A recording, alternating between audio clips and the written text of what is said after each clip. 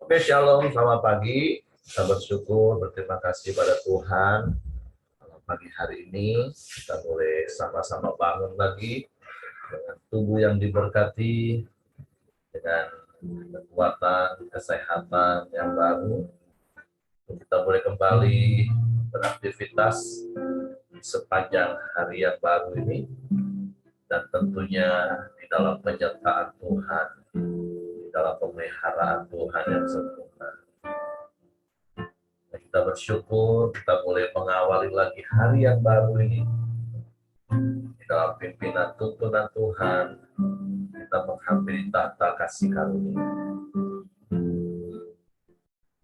Bapa, kami bersyukur, kami berterima kasih kepadamu pagi hari ini. Terima kasih buat sepanjang malam tidur nyenyak yang kau berikan bagi kami. Pagi hari ini kami boleh bangun dengan tubuh yang diberkati, dengan kekuatan kesehatan yang baru, yang datangnya daripadamu. Bapa, kami bersyukur buat kebaikan, buat kemurahan yang terus Engkau nyatakan dalam hidup kami. Sungguh kalau kami boleh hidup hari ini, itu semua karena kemurahan-Mu. Semua karena anugerah-Mu, Tuhan. Suatu pagi hari ini kami mengangkat hati kami, mengangkat tangan kami, mengangkat wajah kami memandang kepadamu, memuji, menyembah-Mu. Terpujilah nama-Mu, Tuhan. Pujilah nama-Mu. Oleh karena kemurahan Tuhan, ku ada sampai hari ini. Oleh karena kebaikan Tuhan, janji-Mu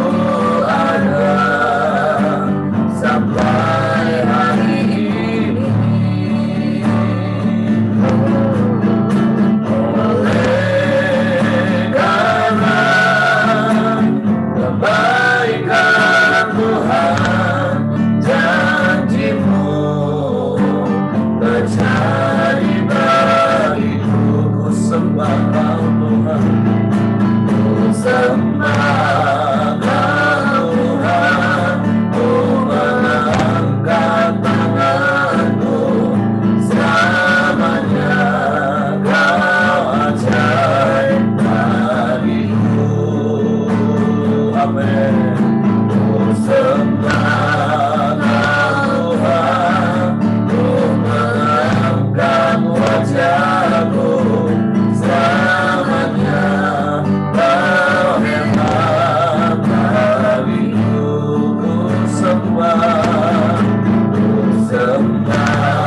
Kau Tuhan, ku mengangkat tanganku, selamanya Kau ajaib bagiku.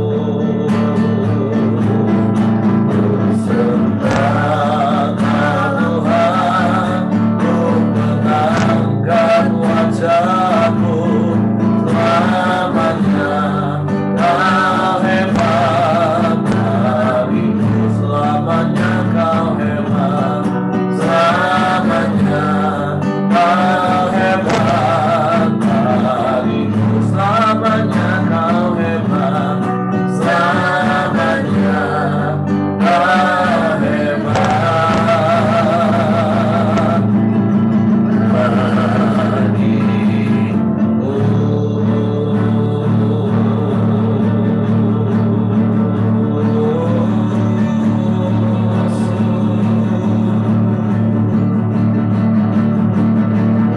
Selamanya Kau hebat,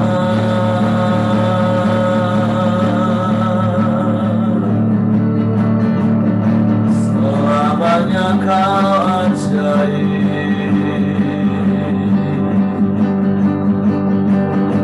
Tiada yang seperti-Mu.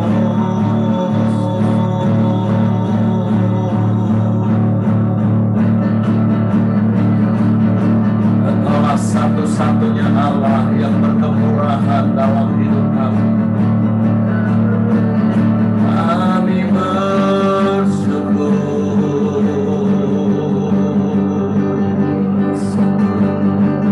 Terima kasih, Engkau baik Tuhan. Engkau baik, Kau sungguh baik. Kau sangat baik, Kau selalu baik Tuhan. Kami bersyukur,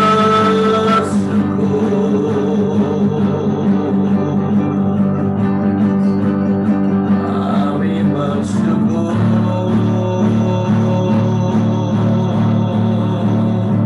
Haleluya, haleluya.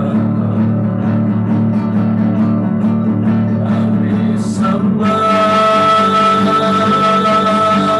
kami sembah, kami sembah, kami sembah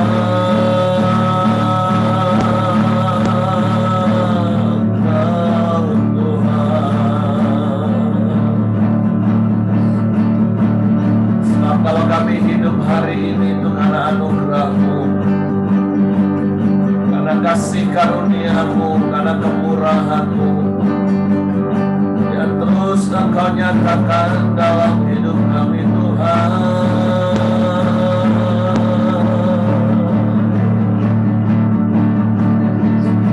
Sebab itu kami dengan pujian, syukur, hormat, kemuliaan bagi-Mu di tempat maha tinggi.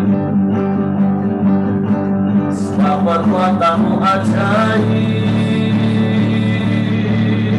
di antara kami. Kami bersyukur.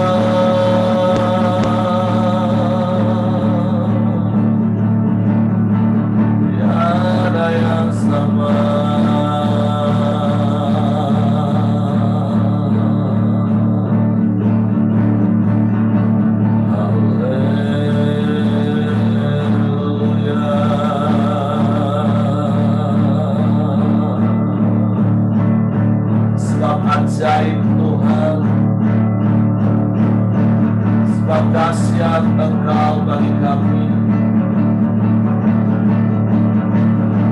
Engkaulah satu-satunya penolong dalam hidup kami. Tak pernah terlambat pertolongan-Mu Tuhan.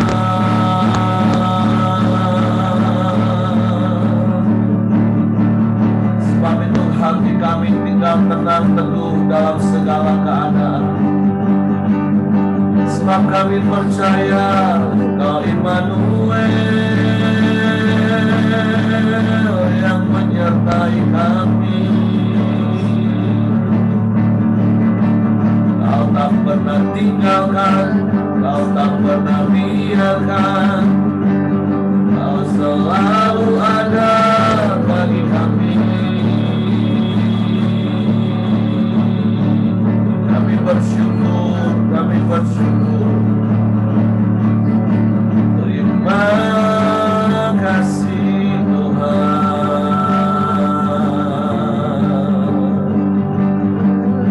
Terima kasih.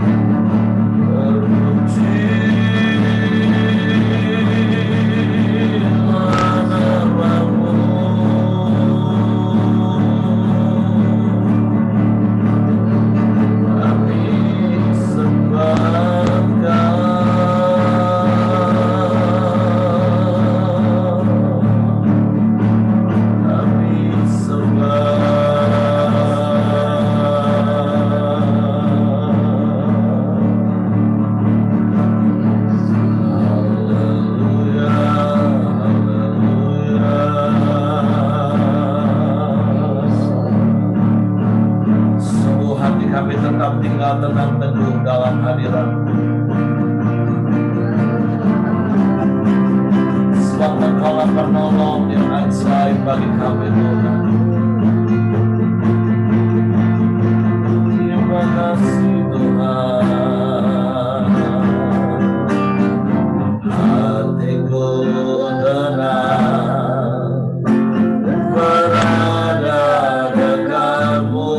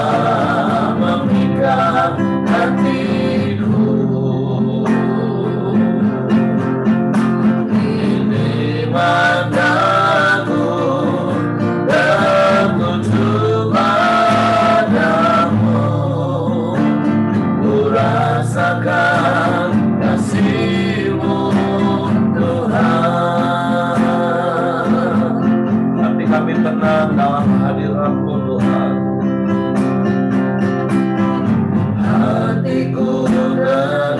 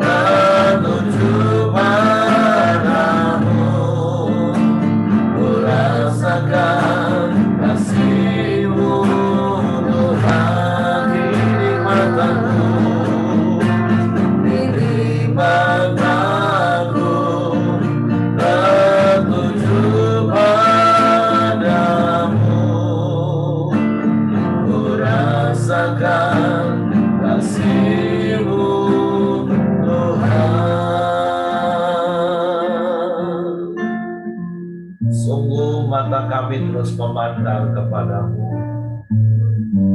seperti mata hamba lelaki yang memandang kepada tangan tuannya, seperti mata hamba perempuan yang memandang kepada tangan nyonyanya.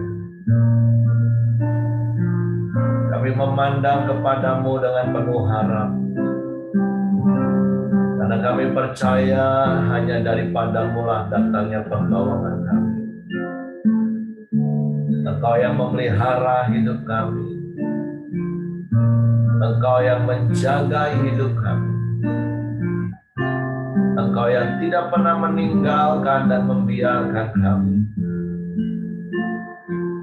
Sebab itu kami mau terus berharap dan percaya kepadamu.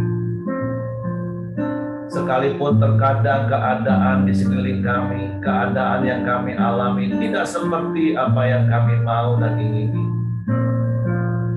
Tapi kami percaya dalam segala hal yang terjadi, Engkau ada bersama dengan kami. Engkau menopang kami, Engkau beri kekuatan bagi kami. Bahkan Engkau berikan pertolongan bagi kami. Pertolongan yang tepat pada waktu. Sebab itu kami mau terus tinggal di dalam-Mu, melekat padamu. Dan biarlah firman-Mu tinggal dalam kami. Kami bersyukur buat hari yang baru yang Kau jadikan bagi kami. Karena Engkau ada bersama dengan kami, maka kami percaya dan kami dapat berkata, Engkaulah penolong kami. Kami tidak takut, kami tidak gentar, kami tidak bimbang, kami tidak ragu. Sebab Engkau ada bersama dengan kami. Dan sungguh biarlah perkataan-perkataan firman-Mu meneguhkan kami. Pada pagi hari ini kami siapkan hati kami lagi untuk firman-Mu. Roh Kudus, tolong kami untuk mengerti, tolong kami untuk memahami firman-Mu, sehingga kami percaya firman-Mu dan kami melakukan. Di dalam nama Yesus Tuhan kami sambut firman-Mu. Haleluya, haleluya, haleluya. Amin. Oke, silakan Ibu Simon.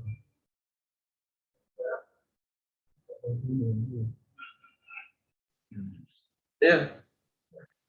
Shalom, selamat pagi buat kita semua.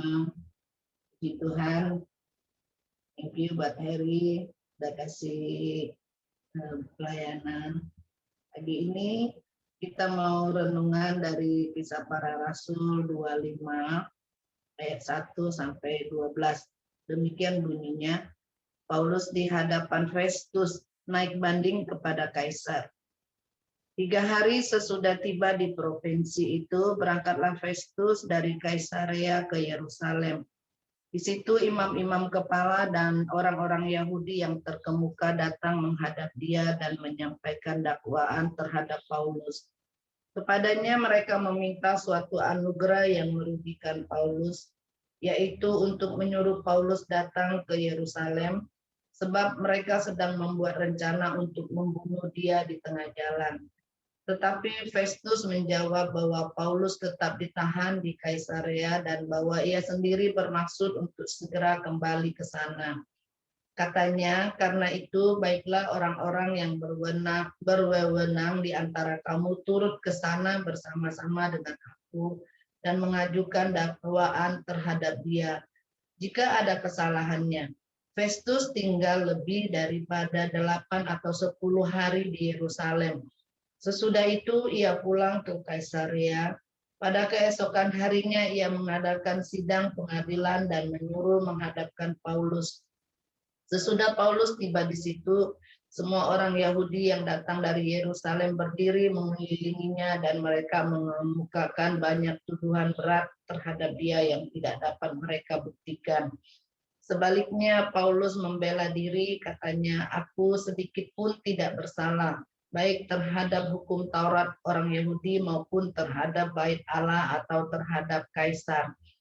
Tetapi Festus yang hendak mengambil hati orang Yahudi menjawab Paulus, katanya, apakah engkau bersedia pergi ke Yerusalem supaya engkau dihakimi di sana di hadapanku tentang perkara ini?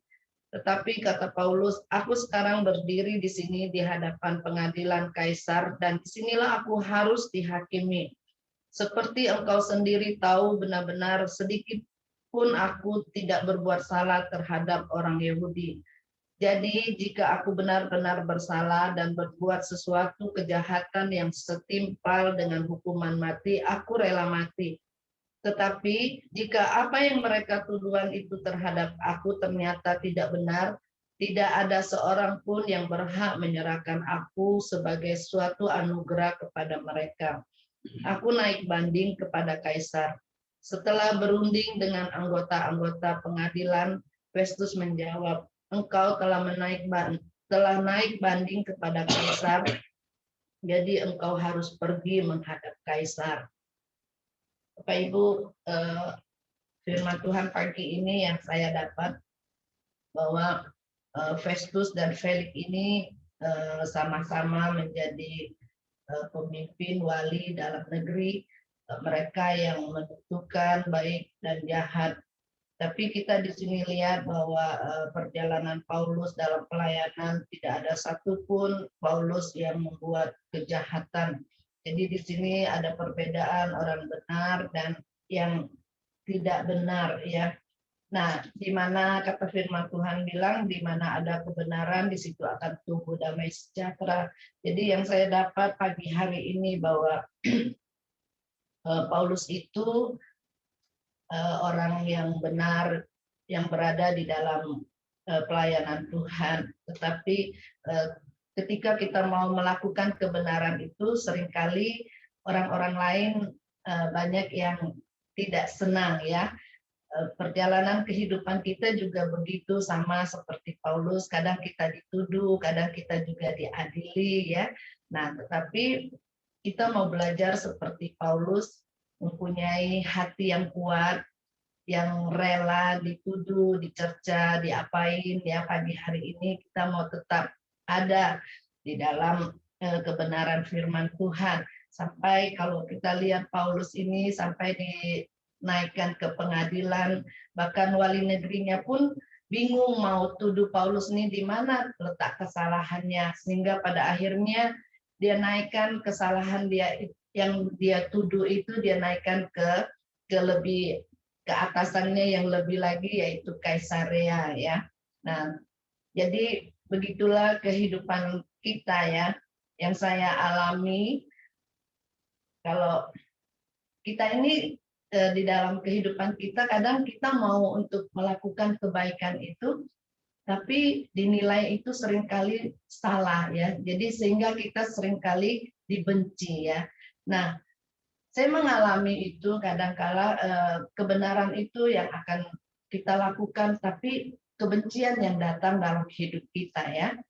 Nah, tapi itu saya tidak mau ambil pusing dan tidak mau merasa sakit hati, tetapi kita terus melakukan kebenaran itu agar tumbuh damai sejahtera dan kita mau melihat bahwa Tuhan itu ada bersama dengan kita. Bapak Ibu, pagi hari ini saya itu tidak panjang lebar buat firman Tuhan, tapi saya mengalami beberapa hari yang lalu, ya, untuk kebenaran itu tumbuh di dalam hidup saya, dan apa yang firman Tuhan katakan itu yang saya akan lakukan, ya. Nah, hari Minggu itu kan terima firman Tuhan bahwa kita ini hidup oleh kasih karunia, ya. Nah, untuk melakukan hidup kasih karunia itu kan salah satunya Pak Ahyong bilang untuk rendah hati. Nah, jadi dalam tugas-tugas saya dalam rumah tangga, saya menghadapi ada beberapa asisten di rumah tangga saya, dan saya sering lakukan kepada mereka itu satu disiplin. Nah, itu untuk mereka kerja yang benar. Tetapi kedisiplinan itu tidak diterima sama mereka, ya.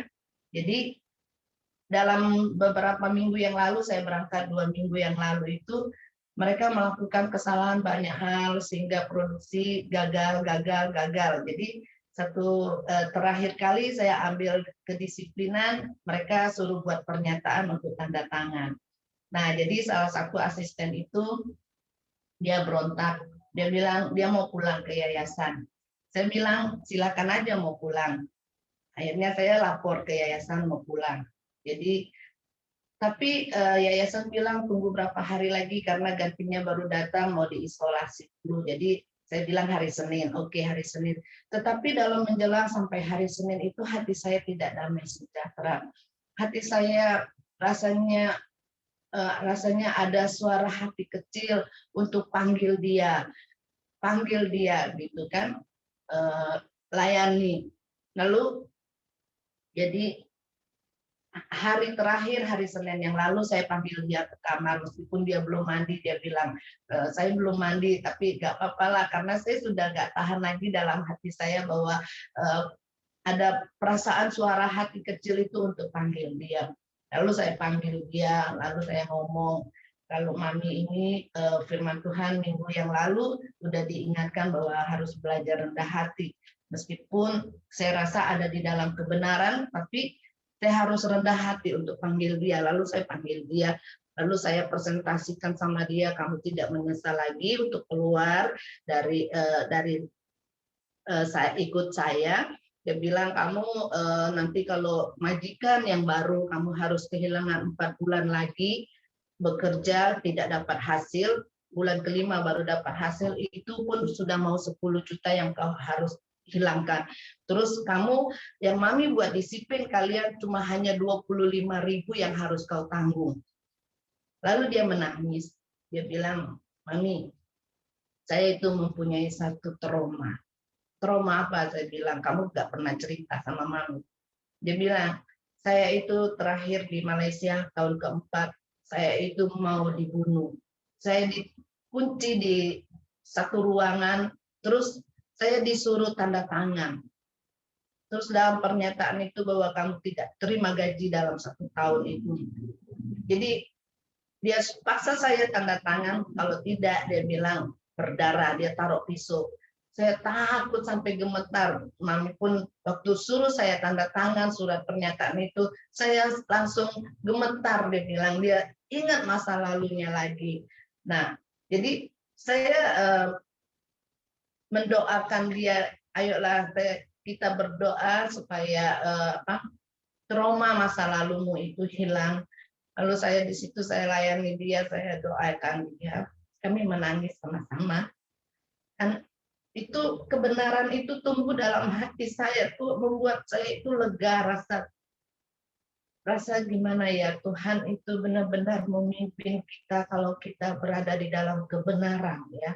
Nah, lalu waktu itu kami berdoa, dia menangis, saya doakan dia cabut dari segala trauma yang dia alami, dan saya juga minta maaf karena saya tidak tahu masa lalu dia.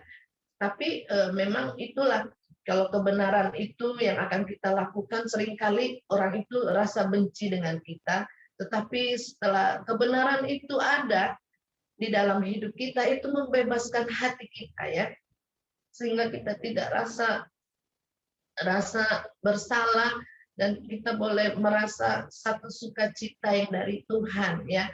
Nah, lalu saya tanya sama asisten saya gimana setelah sudah didoakan. Dia bilang iya saya mau tetap kerja. Dia bilang maafkan saya. Terus saya bilang kamu harus belajar kerja lebih baik lagi. Lalu disitulah kami boleh merasakan damai sejahtera. Memang firman Tuhan bilang di mana ada kebenaran di situ akan tumbuh damai sejahtera ya. Nah, begitu juga dari cerita Paulus ini ya. Paulus ini adalah seorang yang tegas, bahkan di ayat ke-8 itu dia katakan bahwa sebaliknya Paulus membela diri, katanya, aku sedikit pun tidak bersalah baik terhadap hukum Taurat orang Yahudi maupun terhadap bait Allah atau terhadap Kaisar. Tetapi Festus yang hendak mengambil hati orang Yahudi menjawab Paulus, katanya, apakah engkau bersedia pergi ke Yerusalem supaya engkau dihakimi di sana di hadapanku tentang perkara ini? Tetapi kata Paulus, aku sekarang berdiri di sini di hadapan pengadilan Kaisar dan disinilah aku harus dihakimi seperti engkau sendiri tahu benar-benar sedikit pun aku tidak berbuat salah terhadap orang Yahudi. Di sini juga Paulus mendirikan kebenaran bahwa memang kalau dia memang benar dia harus katakan benar dan kalau dia salah dia harus katakan salah. Jadi pagi hari ini kita mau belajar menjadi anak Tuhan. Kalau itu memang benar kita lakukan, kita katakan itu benar, tapi kalau salah kita harus katakan salah ya, baik dalam rumah tangga kita suami istri. Kalau salah ya tetap kita harus sampaikan salah kepada suami kita atau suami juga kalau istrinya salah harus tetap sampaikan kepada istri itu salah. Jangan membuat hati kita jadi tidak legowo kata Pak Heri legowo. Jadi firman Tuhan pagi hari ini itulah yang saya dapat. Tuhan, saya kembalikan. Oke, terima kasih buat Japing yang sudah share firman Tuhan pagi hari ini. Ya, kita belajar seperti Paulus, seperti apa yang Ibu Simon katakan, di ayat 3:17 itu, di mana ada kebenaran, di situ akan tumbuh damai sejahtera, dan akibat dari kebenaran itu adalah ketenangan dan ketentraman sampai selama-lamanya. Dan memang seringkali dalam hidup ini, terkadang kita dikelilingi oleh orang-orang yang akan berusaha untuk membuat kita kelihatan sebagai terdakwa, kelihatan sebagai orang yang salah, tentu dengan berbagai macam tuduhan, berbagai macam situasi yang bisa tercipta, tapi satu prinsip, sebagaimana yang Paulus katakan, ketika kita benar-benar yakin bahwa kita ini hidup dalam kebenaran firman Tuhan, maka tentu hal yang pertama yang terjadi ketika kita menghadapi situasi seperti itu adalah kita akan tetap memiliki damai sejahtera. Kita nggak akan terusik dan terpancing emosi untuk melakukan pembalasan. Yang kedua, tentu kita akan tetap memiliki hati yang tenang, hati yang tentram, sehingga kita tetap bisa berpikir dengan jernih. Bahkan sekali lagi seperti Paulus di sini membela diri, bukan dalam konteks kalau kita menghadapi situasi, tapi kan Paulus membela diri karena memang ini kan di depan pengadilan, dalam konteks di ruang pengadilan yang memang ada waktu dan kesempatan untuk memberikan pembelaan diri, itu hal yang normal. Artinya bukan kalau dalam hidup hari-hari kita selalu membela diri, bukan. Tapi ketika kita hidup dalam kebenaran, sekali lagi, sekalipun di sekeliling kita akan banyak tuduhan yang akan membuat kita seakan-akan dibuat kesan kita jadi salah, tapi selama kita tetap hidup dalam kebenaran, maka hal nyata kalau kita hidup dalam kebenaran, hati kita itu tetap damai sejahtera. Hati kita nggak terusik dengan apa yang dituduhkan oleh orang. Nah, jadi ya memang kita harus terus menjaga hati kita untuk kita nggak terusik, apalagi terpancing seperti saya katakan tadi dengan emosi.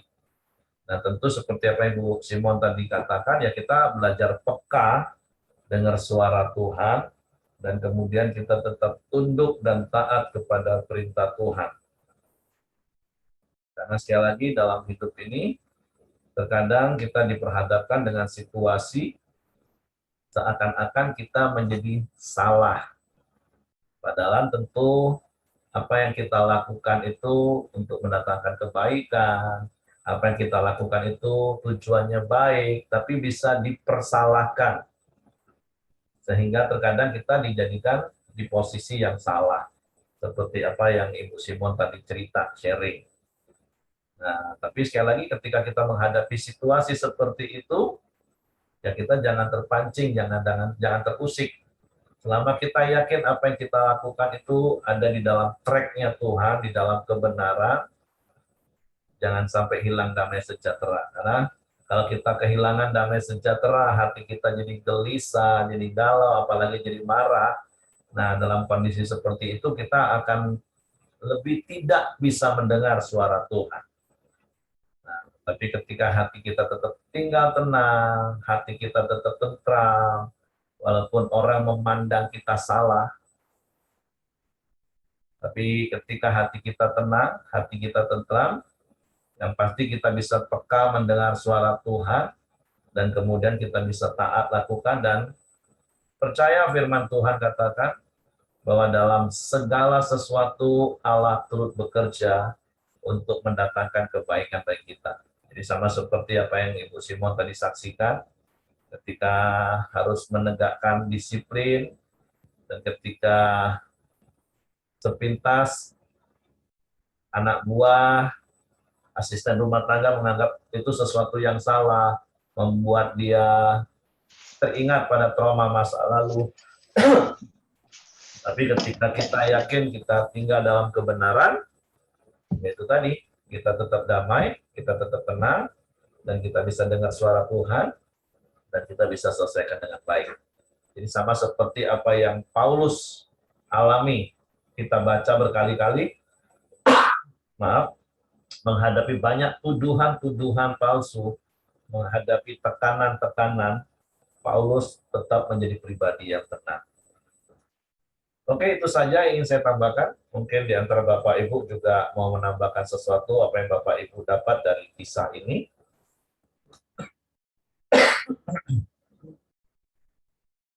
Oke, silakan Bapak Ibu.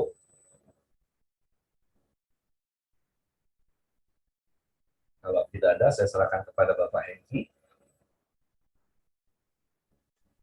Oke, mari kita masuk dalam doa kita di pagi hari ini. Silakan Ibu Ros.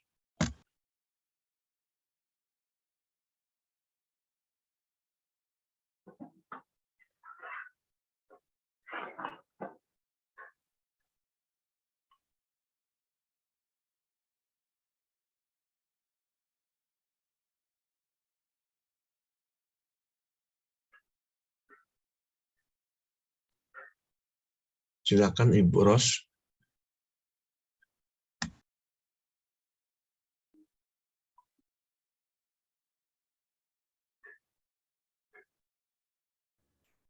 Mungkin ada masalah teknis, suaranya tidak kedengaran.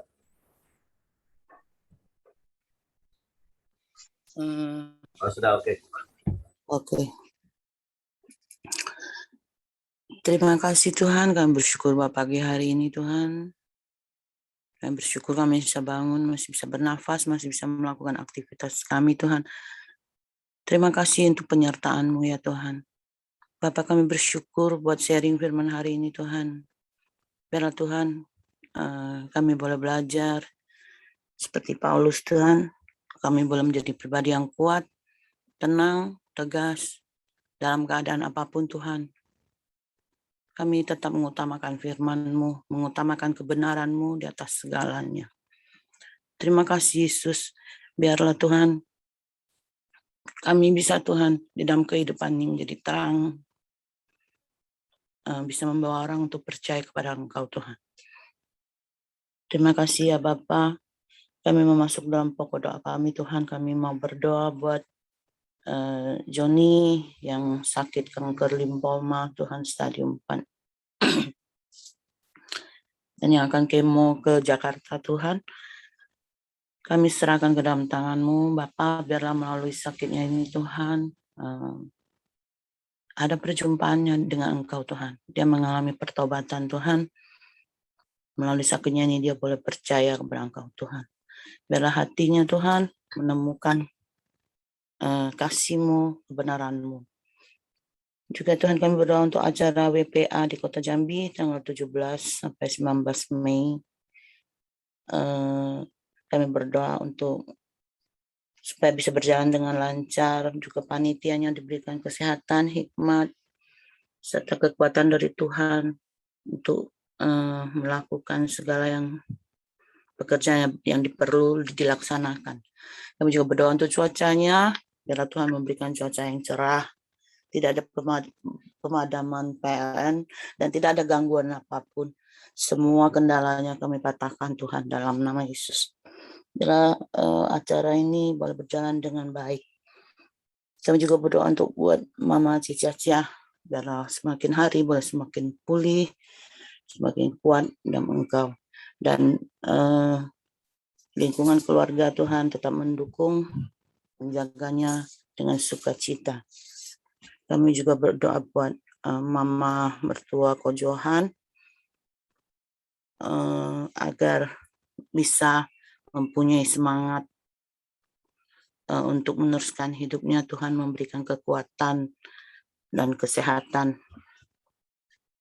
Biarlah dia mempunyai kekuatan untuk berjuang, Tuhan. Terima kasih Bapak. Kami juga berdoa buat Ibu Junior Megawati. Kami serahkan ke dalam tangan-Mu Tuhan, kemoterapinya yang harus dijalaninya. Biarlah Tuhan memberi kekuatan dan segala efek sampingnya. Kami mau Tuhan itu cabut dalam nama Yesus. Tuhan beri kekuatan yang baru, berikan sukacita untuk menghadapi penyakitnya Tuhan. Sehingga dia boleh pulih dan kuat kembali. Terima kasih Yesus. Kami juga berdoa untuk bangsa Indonesia Tuhan. Bangsa kami yang tercinta kami serahkan ke dalam tangan-Mu. Segala jajaran pemimpinnya dari presiden hingga RT RW. Biarlah Tuhan bangsa ini boleh semakin maju dengan pemimpin-pemimpin yang takut akan Engkau. Tuhan berkati dan pilih orang-orang yang tepat di dalam posisi yang tepat. Berkati juga Tuhan penduduknya dan juga hasil buminya.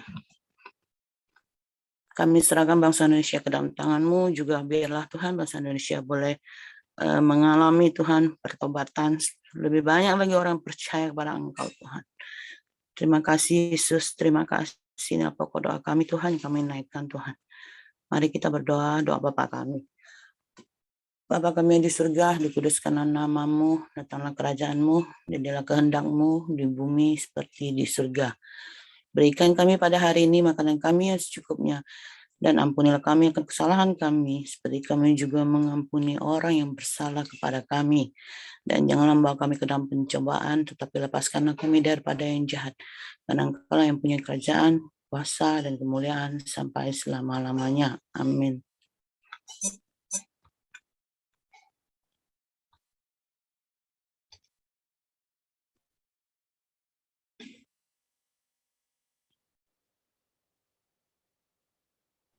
Siapa yang mau tutup doa, Heng? Bu Simon, silakan Bu.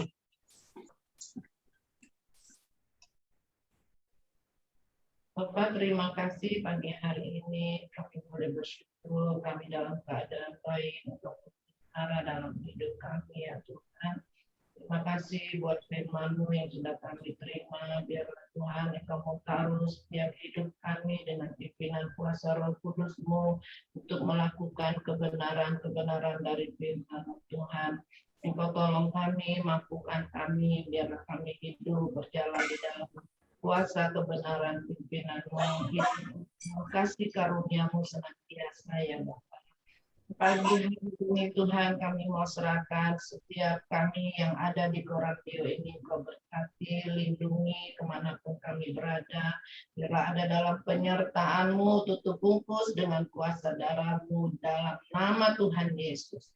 Terima kasih, biarlah berkat-Mu, damai sejahtera-Mu tinggal dalam hidup kami, menyertai setiap keluar masuk rumah tangga kami Bapa. Dalam nama Tuhan Yesus pagi hari ini kami mengucap syukur. Haleluya. Amin. Oke, semangat pagi, selamat beraktivitas. Tuhan berkati.